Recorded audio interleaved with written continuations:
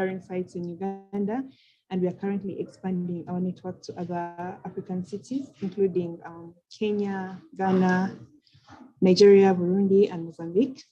Yeah, so basically that's the brief about AirQo.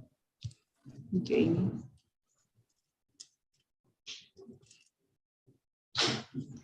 That's amazing. Mm-hmm. You are audible. Priscilla, how did you get into the field of data science? Many of our users just hear the word data science, but how did you land up in data science? Okay. Derek, I'm going to be asking the same question. So of course, I think getting into data science started with an interest in AI, of which, of course, you're introduced to AI when you're doing your bachelor's in computer science. But then during my master's, while I was doing research, I was exposed to various applications of artificial intelligence and its potential in my specialization and my areas of interest, which included Internet of Things, wireless sensor network. So so seeing the potential there, I picked the interest to use AI in my field, of course, and of course data science. Of course, I think it's like hand in hand with AI. There is a lot of, you do some bit of data science before you are, okay, AI is part of data science, I would say. And so the potential in the field sort of drew me to data science. And maybe if I'm to give an example now, like in real life at AirQo, I get our monitoring network is basically an Internet of Things network. And then you can see that AI has enabled us to improve performance of our network and increase the functionality of functionality of our, provide more functionalities with the data that we have. Maybe to give an example, we are able to calibrate our low-cost sensors, and that's improved the data quality. We are able to monitor these devices. When you have a large network, it's the traditional maybe ways of doing this on an Internet of Things network would be like you do it device by device, but when you have a large network that is like labor intensive and may be very costly, so using AI has enabled us to monitor these devices such that you don't have to send someone there physically all the time, and only send them when you know the device actually needs attention. Being able to other maybe use cases that we have added to the data that we derive from these sensors include air quality predictions in places where we don't have sensors, which is one of the use cases that this competition is based on. Forecasting air quality, like the use cases are endless. So yeah. We know how endless the use cases are because you, AirQo and Zindi, are great partners. Could you tell us a bit more about the project and how it came about, the competition we're going to be working on today?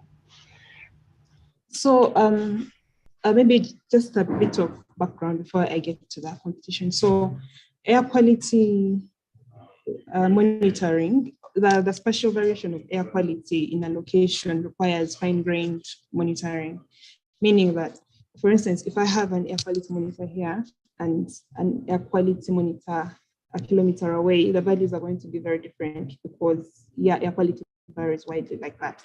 So for me to be able to get the representative state of air quality, I need many monitors, which is not usually possible for a number of reasons, including cost, labor, and things like that. So but we still need the data, right? So you find that we have satellite data, which is able to give us this information. So we can use the few sensors that we have to develop an accurate model and then use these models to predict air quality in places where we don't have the monitors, right? So in this challenge, thus, we shall explore using data from the Sentinel-5P to derive PM2.5 values in areas around Kampala. So PM2.5 is one of the pollutants that we measure. So at the end of this, we hope that you'll be able to develop a model and then validate your model using the data that we have from our sensors on ground. And that's we'll be able to fill the data gaps, as it's one of our main goals. Brilliant, thank you. I'm going to be keeping my eye on the chat, so if anyone's got any questions for Priscilla or AirQo, please do ask them. I would like to introduce Derek Mtwi, a data scientist at Layer. Derek, can you tell us a bit about yourself and Layer? And then could you walk us through a starter notebook of the challenge? Sure, I can share my screen.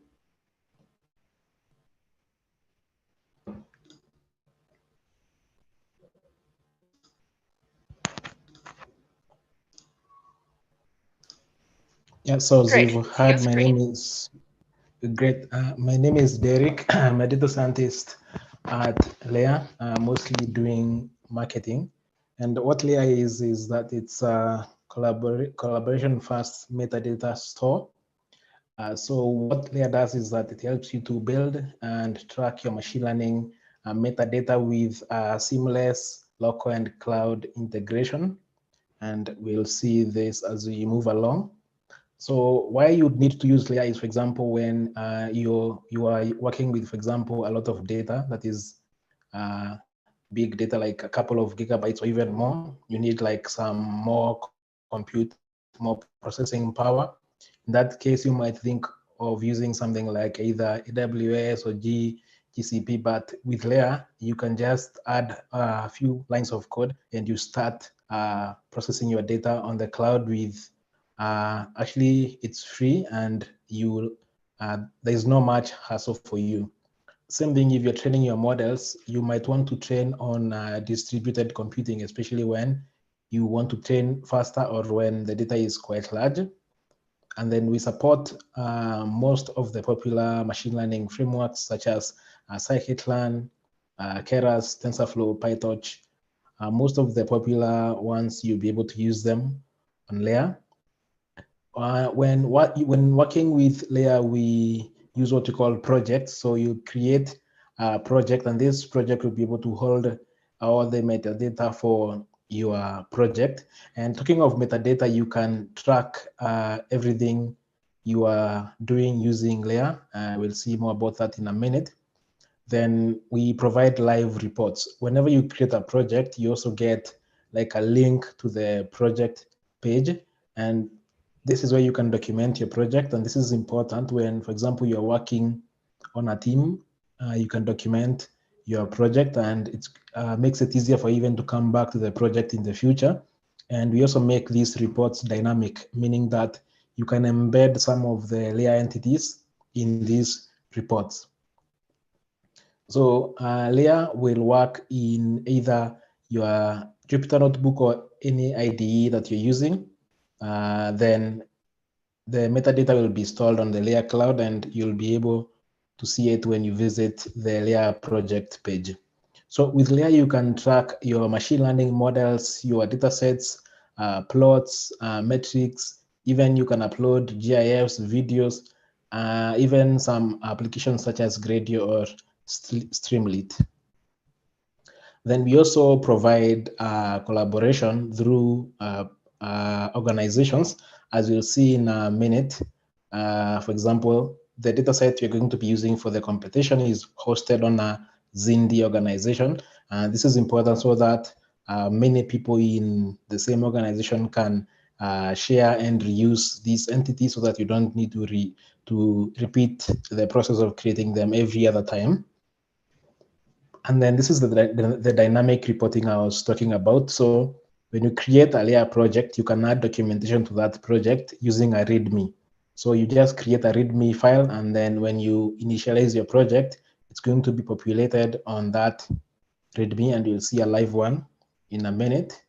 And the way you use Layer actually is through Python decorators. So for example, if this is your training function, to train this and track it using Layer, the only thing you need to add is just this @model decorator, and you are ready to use Layer. So that's a brief introduction about Layer. Should I proceed to the notebook? Please, please do. Before you do, I just want to mention that for this hackathon and for the competition that follows, you will need to use Layer. So listen carefully to Derek, so he can show you what to do. Go ahead, Derek. Okay. So this is, for example, the Layer website. Just before we go to the notebook, you can visit the website to learn more about Layer, and you can also find some more examples. This, if you want to try any of the examples, the code is available on GitHub. So you just need to visit this page and you can pick any project. There is also the documentation. Just need to go to docs.app.layer.ai. We can share these links later. So this is what I was talking about. So this is the dataset will be hosted under this Zindi account. So it's public, you should be able to see it. Then the dataset you're talking about is this dataset, and this is the way you can fetch it from Layer. And if I want to see maybe the trend data, you can just click on this. This should be working. Minute, yes. You can see a sample of the data. And to use this data in your project, there is this code that you provided with here. You can use it, but if you visit this page, it's going to be up on the competitions page. You'll see this code, and this is what you'll use to import the data in your notebook. And you can see you're importing them as pandas data frame, so they are ready to use. And then in the notebook, I've created this sample notebook. This sample project. So the project is documented here, and we'll look at that in a minute. So we expect that you'll also create something like this. So let's just go to the notebook and walk through it. So the first thing you want to do is to install Layer, just using this pip command. Then you import Layer. Then we import the decorators you're going to be using. So in this case, dataset is for datasets, model is for models, pip is for pip requirements. So you can see importing this as dataset and this as model.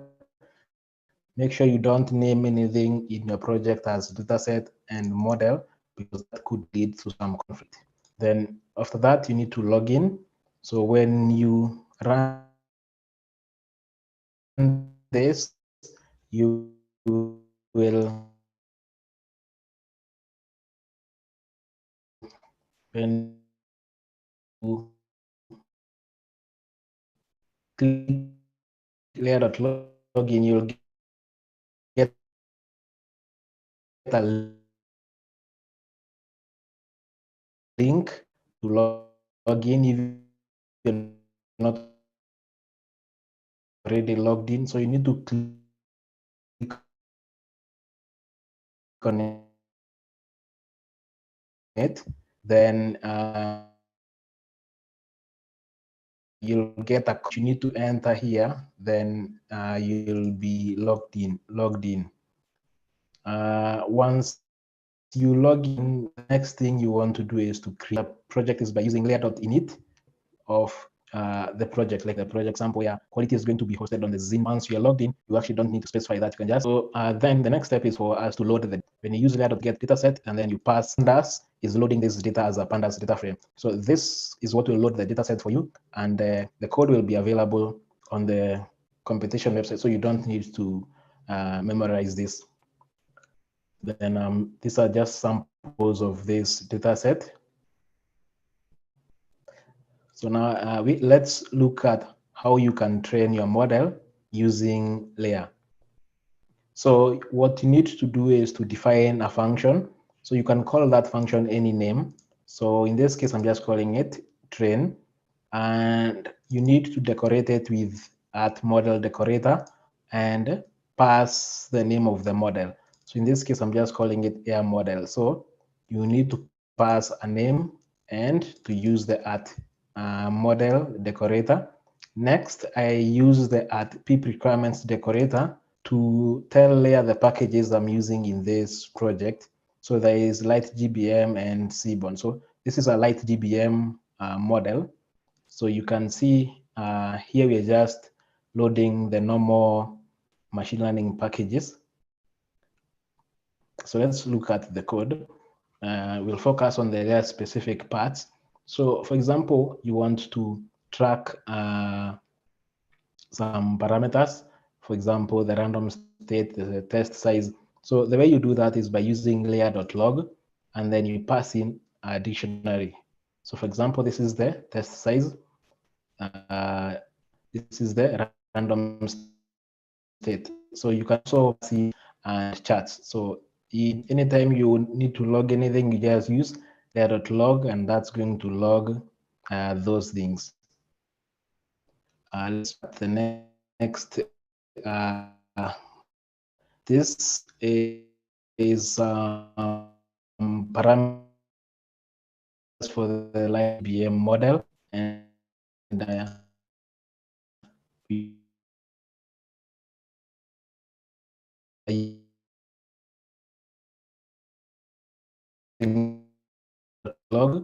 log these parameters to avoid any errors.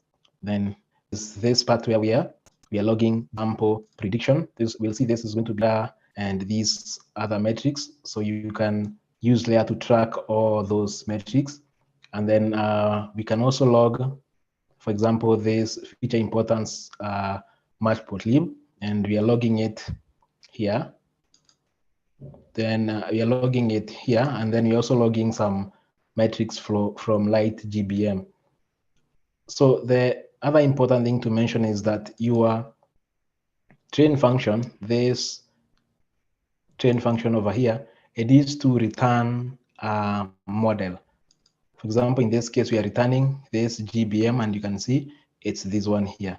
So for example, if this was a random forest classifier, you need to return that. If it was a Keras model, you need to return the model. If you don't return a model here, it's going to fail. So the next thing we do is to run this, so like train this model on layer. And the way you do that is by saying layer.run, and you pass in the name of the function. So in this case, the name of the function is train. So when you do this, layer will train this model, and you'll get a link. If you open this link, it will take you to your model. So you can see the parameters for the model which we initialized. You can see the plots, the training metrics. You can see the sample predictions we logged. So you can be able to log anything. Then if there are multiple projects, multiple runs here, you can also compare them to see the performance. So that's something that you can also do. So now that you've trained your model, you can also see that the person who trained the model, you can see it's light GBM, also how long it took to train. And when the model is executing, you can also see these logs so that you can debug your project.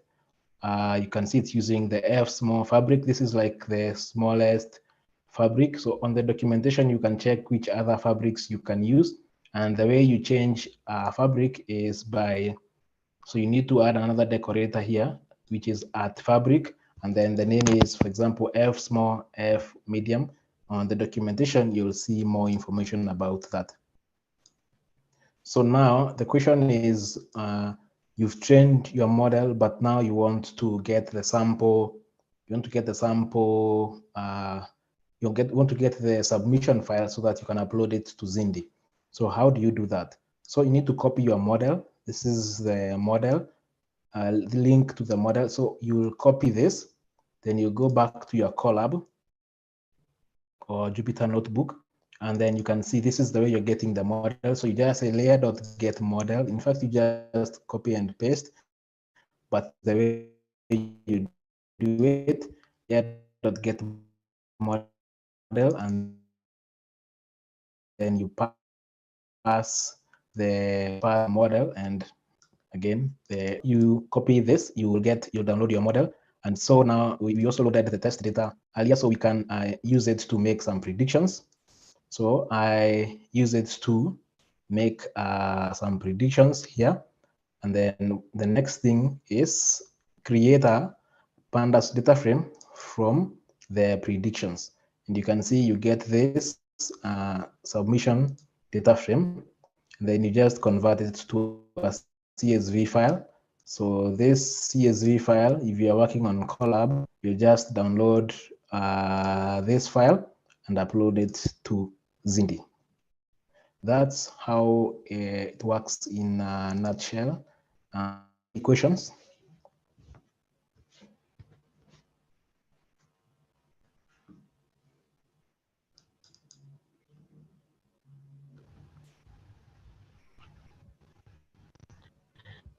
Great, thank you, Derek.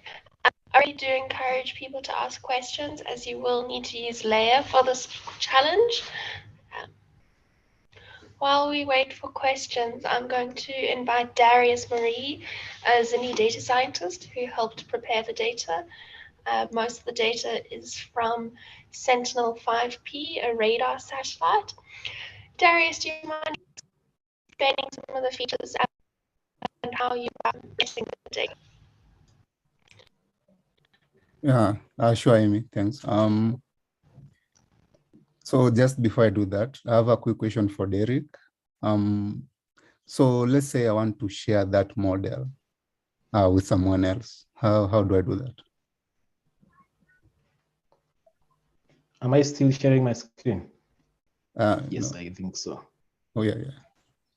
So for this, first thing you'll do when, as you saw, is you'll need to create a project.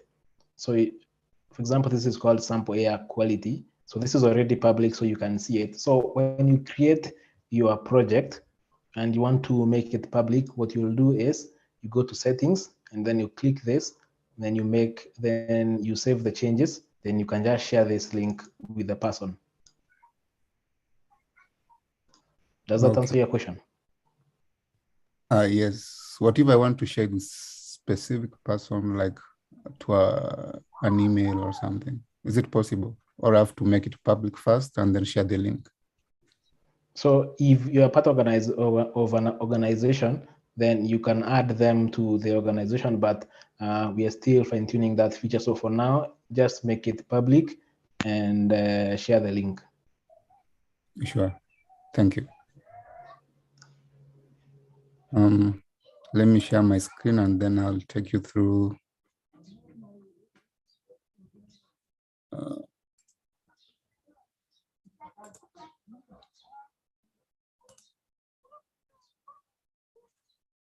Just a minute.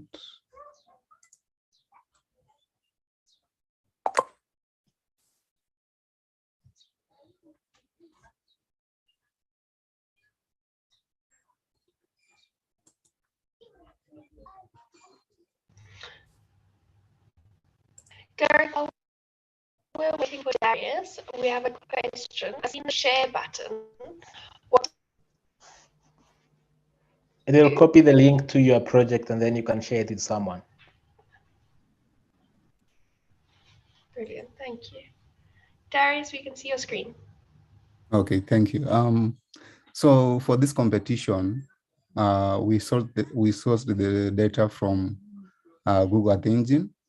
We are looking at the Sentinel-5P data. So we are trying to predict the air quality using pollutants. Some of the pollutants are something like carbon monoxide, nitrogen oxide, all this. So this data was sourced from Google Earth Engine. We aggregated it per day. So there are some missing values in the data. So you have to try different techniques and handle that. As an example, I can go through one pollutant, let's say carbon monoxide. If you want to get the description of how it influences air quality, you can go to Google Earth Engine, Sentinel-5P data, and then go through these descriptions. So for each pollutant, we have some it has some bands. So those are also provided. For example, the carbon monoxide, we have something like the CO column number density. You can do some research on that and then try to use that information to generate new features that maybe can improve your model. So this data is near real time. Do not use the offline data. So that's some more information for you to deal with. I think that's it. You can get all the feature description from this page. And if you have any questions, don't hesitate to post them on the Zindi discussions board. I will answer them. Great, thank you, Darius. Derek, we have a question for you. What makes Layer.ai unique? Why do we use Layer for this project?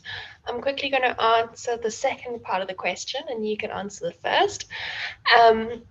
So the way I view Layer is that it's a GitHub for machine learning.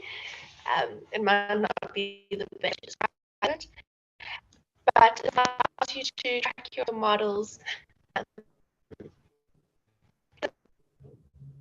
version control. It lets you see experiments and species experiments with others. It's also got great visualization options, which Colab does not have. Derek, maybe you expand on what they mean. Yes, on top of that, we are the only tool that will provide you with this local and cloud seamless transition. For example, where you saw me doing layer.run and then passing the train function, that function is going to run on infrastructure, but in the event or it doesn't require me to use some cloud. Normally, like you just call your train function without Layer, but Layer will still track Layer will still track your data set, your model, and version them, as well as log everything everything that you had logged in your project. So like we provide that local cloud seamless transition. We also offer, if you want to do your own deep learning projects, we also offer up to 30 hours of free GPU.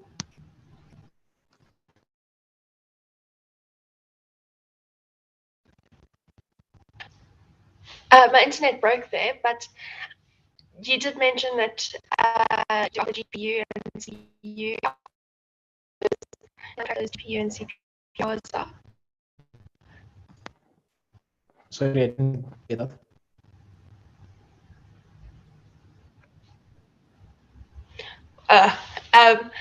I think Layer gives you 30 GPU hours per week.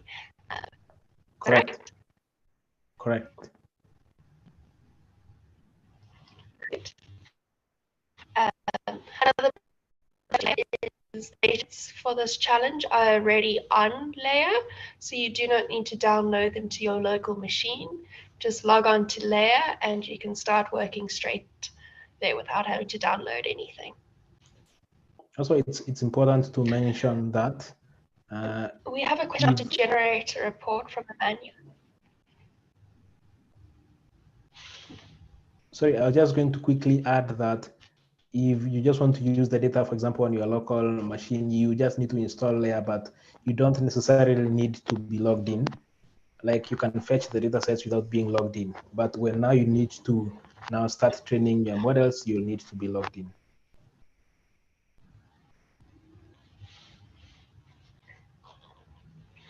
Emmanuel has asked how to generate a report.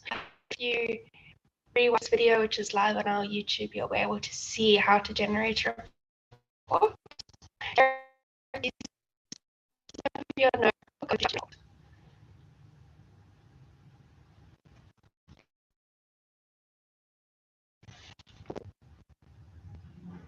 I couldn't hear you, Amy. You're saying?